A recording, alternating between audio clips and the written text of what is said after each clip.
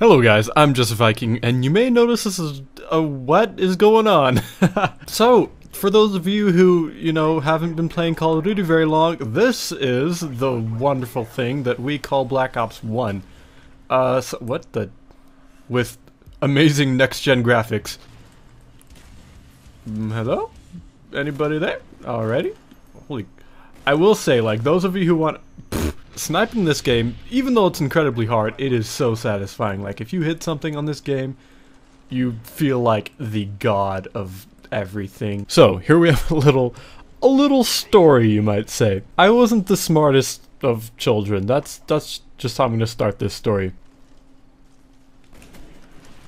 Oh, did you see that? Oh, did you see that? Oh, I missed! And, oh, I missed again, and... gosh dang it, this game is so hard. So, the other day I got a haircut, and I guess you'll see that in the next... Alright, I guess you'll see that, but I'm not gonna see anything.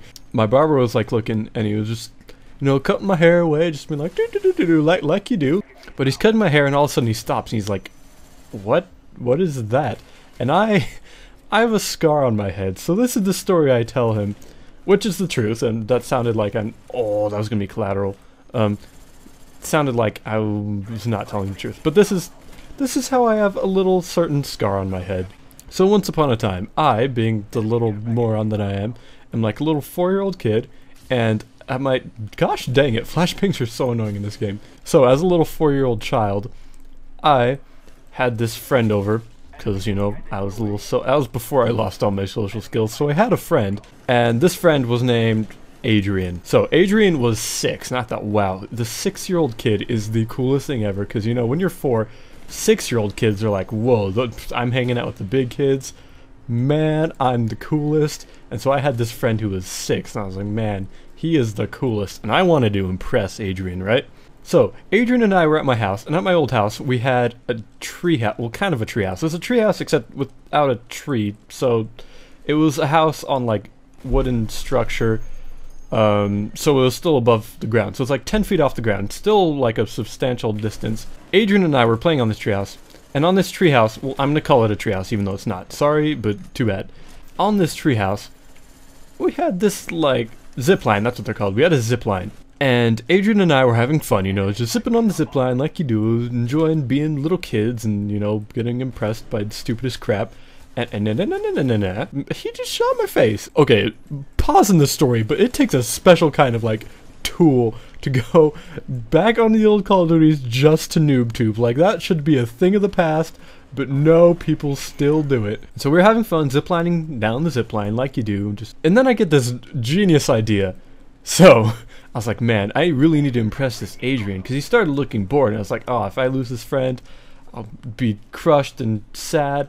And so I decide that I, being courageous little 4-year-old that I am, I'm going to set up the zipline so the handles are 3 feet past the beginning. So we had to jump to the zipline.